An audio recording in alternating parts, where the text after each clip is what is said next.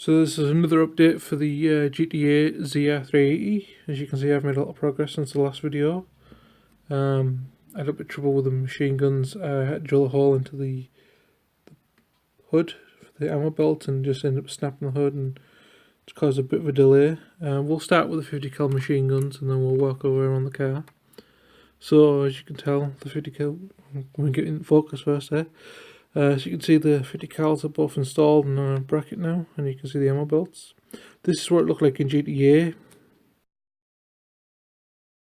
And as you can tell in the GTA one, these ammo belts kind of went into the bracket and then just disappeared. So where this thing was feeding its ammo from, I have no idea. Obviously on mine, you can see these ammo belts go into the wings, like this one goes into this wing, this one goes through the hood and all that, and into this wing. The idea being is there's some kind of internal storage here that feeds the belts, that feeds the 50 cals. Not entirely sure how much ammo that would hold in real life, but you know, just kind of make something plausible. I want to trim down, the camera wants to focus, these brackets here, because obviously they go past the hood, so I need to trim them down a bit more. And I also want to add some wiring to the back, to the 50 cals, that go straight into the compartment, to kind of make logic of how the 50 cals are fired. The idea would be similar to Death Race, where there are like some paddles or something on the steering wheel, should I say. Not too sure if this is showing up that well on the camera. So next is the wheel arches, and this is what the wheel arches in GTA look like. So I knew I was going to have some problems because the body kit's completely different on this Jada diecast than the one that's on the car in GTA. I could have probably bought an Aoshima kit that would have had the exact same body kit, but those things are a bit pricey and I don't really like spending a lot of money on these cars. I do post-apocalyptic. For the wheel arches, I just took some styrene and cut it up into squares. I've got some corrugated styrene, some plain, some diamond plate there, but you can't really see, and went over the wheel arches. Now, since it was going to look a lot like the ones in GTA, I decided to go with this orc kind of themed look, where these just bars are there for reinforced brackets, and the idea is like I'm going to complete the whole body kit like this. So the idea is like they've just kind of built the whole body kit out of scrap metal onto a stock 350z.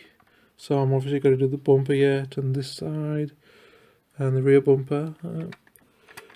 Another thing is the one in GTA has these bars that go across the wheels. I noticed the futuristic version of the ZR380 has these wheel covers, and I kind of like the idea of putting those on the post-apocalyptic version. My idea will be I'll just get some strips of scrap styrene and just kind of build it up around here, so you only see the wheel from this bar downwards, and this will be all scrap metal, like a cover that was made similar to the wheel arch. Next I built the sidebars, which again, this is what they look like in GTA. Obviously I built mine a bit too long, but obviously since I'd already built them I wasn't going to throw them out. For this I just used some tube styrene and then some square tube styrene, and then obviously another size up of square styrene, and cut them up into pieces, as you can kind of see. I then filled in the holes with some green stuff.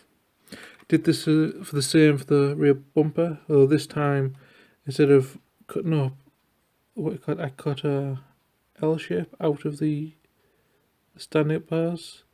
You kind of just see there. Look at the camera to focus.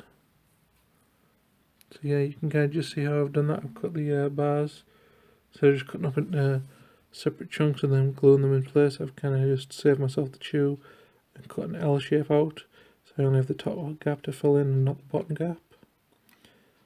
I also added these bars because I want to actually build a full-length rear bumper that's a bit more, you know, solid. So you'll only see the exhaust from this and you won't see the original bumper. So I'm just going to add some more stuff to this. Also remove the rear spoiler and just fill in the gaps with some green stuff. Oh, the hole, should I say.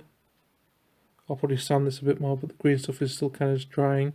It takes a couple of hours to dry, to kind of set, so I can't really sand it without removing it accidentally. Another thing I've changed is the rear window was armoured up, and I decided to put this rocket pod in the back just because I feel a heavily armoured car like this needs a heavy weapon in case it comes across another heavily armoured car like this. Something similar I did with the Death Race, not the Death Race Chevelle, the Hammerhead. Although I'm probably going to add some kind of heavy weapon to the Death Race Chevelle at some point in the future. So I've got a few more things to do. I'm going to decide whether or not I'm going to build the spinner at the front or just a regular plough. Got the full external roll cage to build, obviously the rear spoiler to build. I want to put that hood scoop on there, the roof scoop should I say. Got to rebuild the rear bumper and do the whole scrap body kit. There'll be a few other little pieces I'll probably want to add to this as I go along.